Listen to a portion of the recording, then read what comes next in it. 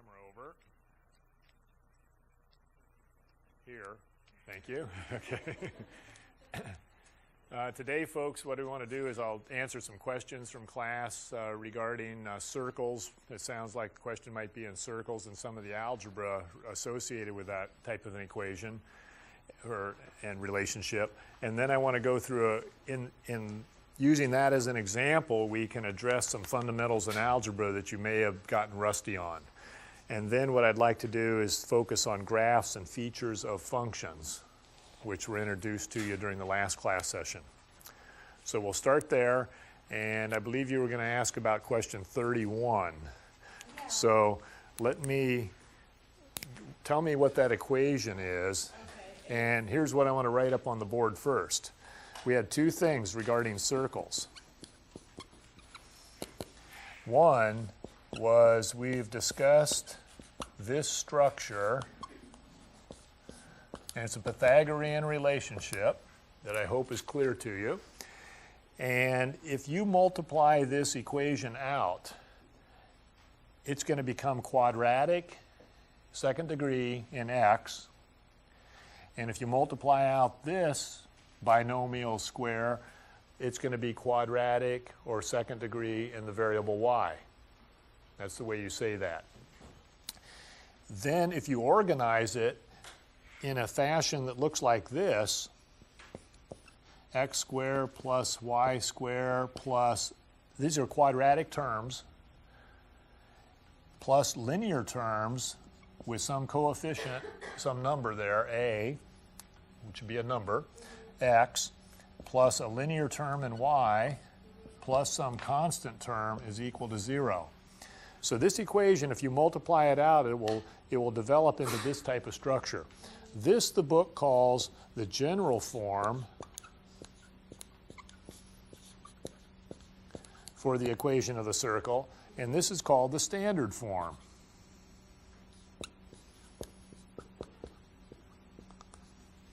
Okay, now let's take the problem in the book that's in your homework, and let's write it up here on the board in its general form. And then I want to go through some of the algebra fundamentals with you to refresh your memory on that. Okay. So the equation is 2x squared. And what page was this on? It's page 49 of 1.5, exercise 31. Okay. So typically when I'm doing problems out of the book, I'll treat it as a fraction. The problem number and the page number. So if you don't hear that, you can look up on the board and sort of see where I'm at. And so it's 2x squared. 2x squared plus 2y squared minus 12x plus 8y. 8? 8, yes. Minus 24 equals 0. Okay. Does this fit the general form structure? Yes. Not quite. Look at the general form. So it has that 2. There's a factor of 2 coefficient here. And that general form you saw a moment ago doesn't have a number other than 1 in front of the x squared and y squared. So notice that the whole equation here, the left side is equal to 0. And notice that every term here is divisible by 2. So if we would take and divide both sides of the equation, it remains balanced by 2. We're still going to have 0 on the right side. And now it puts it in the standard form. X squared plus y squared minus 6x plus 4y minus 12 equals 0. Okay? More complicated routes. Yeah, I know. Making more work for yourself. Now, at this point, there's something that you were exposed to back earlier in algebra, but most of you probably have forgotten.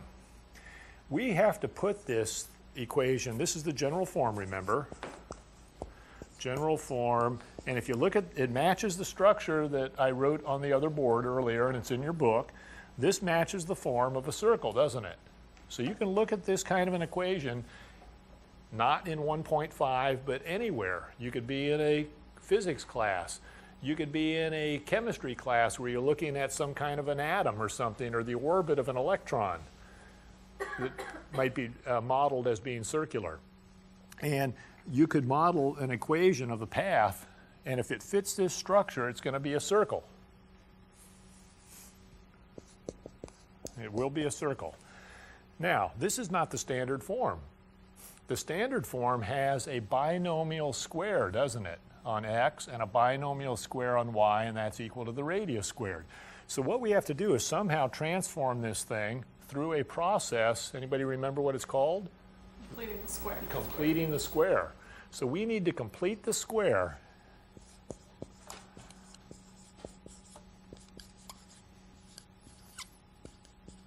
We need to complete the square on both variables, both x and y. So what we're going to do is separate these into x squared minus 6x, and then I'm going to leave a little space, and then I'm going to put the y terms, y squared plus 4y, and while we're at it, I'm going to leave a little space.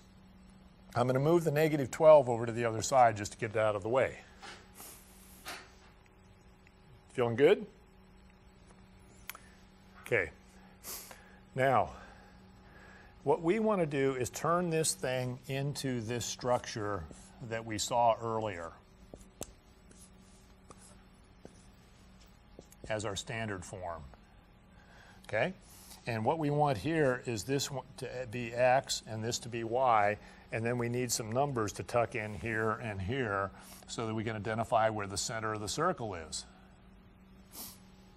So the way we do this, if the coefficient of the quadratic term is 1, you look at this linear term in x and notice its coefficient is negative 6.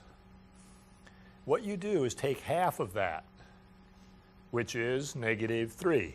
It has a negative sign. And I suggest you write it down right underneath here and circle it so you can look at it. And we're going to do the same thing over here on y. The linear coefficient on y is 4. Half of that is positive 2, and we're writing it down there and circling it. Now, let's square that negative 3, and that becomes a plus 9. So what we're going to do is we're going to tuck in right here between the linear x term and the quadratic y term. We're going to plug in the square of this, half of this coefficient right here. Square this is plus 9. Now you cannot just go and toss a 9, add 9 to the left side of an equation because it becomes unbalanced. So you have to do what? You have to change it equals 3 now. It's supposed to talk. Add 9 on the other side Okay, too. yeah, add 9 over on the right side as well. Good. So we have to do that. Now similarly, what do we have to do here? Square this is plus 4. And take and put that, we just added another 4 to the side now, so we better go over here and add 4 more over there. All right? Okay. So now what we have right here is a binomial square. You could go take a break right now, or if you're watching the DVD, you could pause the DVD and go to the refrigerator, grab a snack, come back a little later, and look at this work, and you go, oh, I have completed the square here. I have made this thing, and here's why I'm using this thing I circled, is this becomes x minus 3 quantity squared. If you don't believe me, I'll show you, we'll check it here in just a second to review an algebra fundamental. Similarly here, this becomes y plus 2 quantity squared, and that's equal to what you see over here, which happens to be 25, which is r squared, is it not? So that's going to be 5 squared. So based on what you've done previously, is the center of this circle then should be located at what coordinates? 3, negative 2. Great. Positive 3 and a negative 2, and it has a radius of 5. Let me just tuck the picture in right over here as a small little sketch, since I'm trying to encourage you to always draw sketches if it's at all possible. It's not easy to draw this relationship from this equation originally, is it? No, not at all.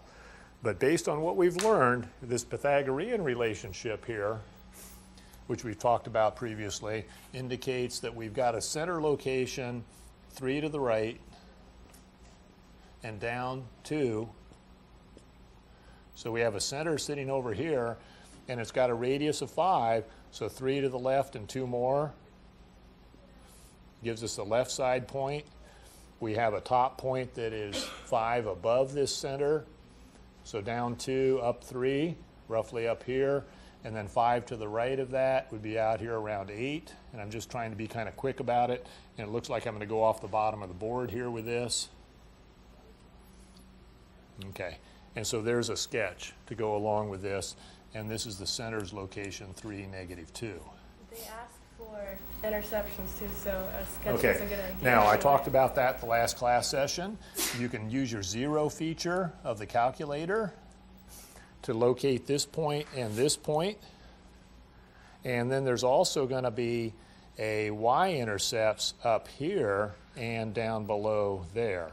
And you'd have to then set x equal to 0 to figure out what the y values are here, right? The x values are 0 here, and down here the y values are 0.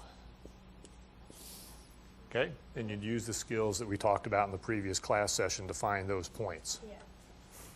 All right? Thank you. Let's go back to a couple fundamentals of algebra that relate to this. Let me take x minus 3 quantity squared and expand it. X minus 3 the quantity squared and expand it. This is called a binomial. 2 terms, right? Beginning algebra stuff. Binomial. And so what you do oftentimes is you folks in your background, you would lay these next to each other. And I want to show you the technique I use for doing this expansion. What the textbooks typically use and what previous instructors you've had probably have said is what's the word that you would use? Foil. And that's the acronym for first, outside, inside, and last. Right? Now the way I want to do this, and usually the outside pair and the inside pair get together, don't they, to form the middle term? Okay, based on what you know from the past.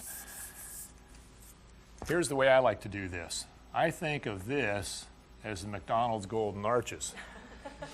Okay, there's your first and your last. And then here's a smiling face under here. Your inside and outside. Okay, first, last, inside, outside. The reason I do that this way is because this is a little cholesterol overload up here, and we're happy here. And these inner terms, minus 3x and minus 3x, get together to form your middle term.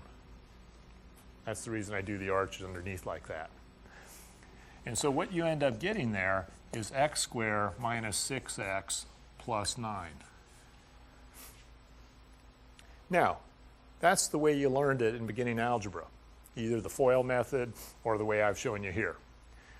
You're past that point, okay? You should be a little more sophisticated. When you see a binomial square, look at the pattern over here, folks. It's the square of this first item.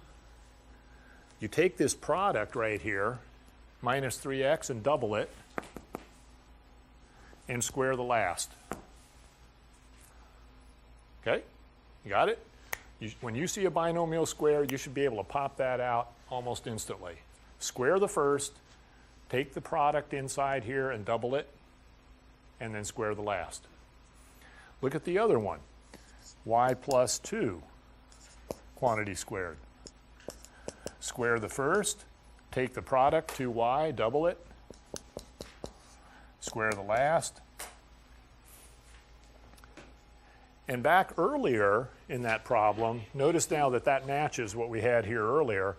What we did from the general form is we forced a number in right here and here. We forced a number in here that made this thing fit that binomial square structure. We forced a number into here to make this thing fit the binomial square structure. So we can immediately jump from this thing to using this -3 here and the +2 there into this structure to identify what kind of shape we have and what the features are. All right? A quick refresher. What's the domain of this relationship?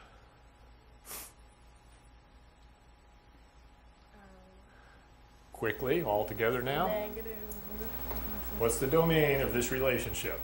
If that was a single question, here's the equation, the relationship, and the question was, what's the domain? Negative. Negative 2, 8. Includes the left side and the right side edge, doesn't it? And so it's going to be 5 to the left of this spot. This is 3 to the right, so negative 2, and then 5 to the right of that is 8. Negative 2 to 8, is that right? What's the range of this relationship? 5 below this, negative 7, up to positive 3. Negative 7 to 3. Why do you want to know that? Well, so you can pass your homework and quizzes and stuff, right? But why do you want to know that? So you can set your window up on your calculator. Yeah, great. So you can take your graphing calculator and you have some intelligence, some brain power going to identify the kind of window to use. Now, what's the window that they call the standard window on the calculator? Minus 10 to 10. Minus 10 to the left, 10 to the right, minus 10 to the bottom, minus 10 to the top. They call that the standard window. How much stuff in life is in that kind of a viewing window? Not much. Only some beginning level things in an algebra book.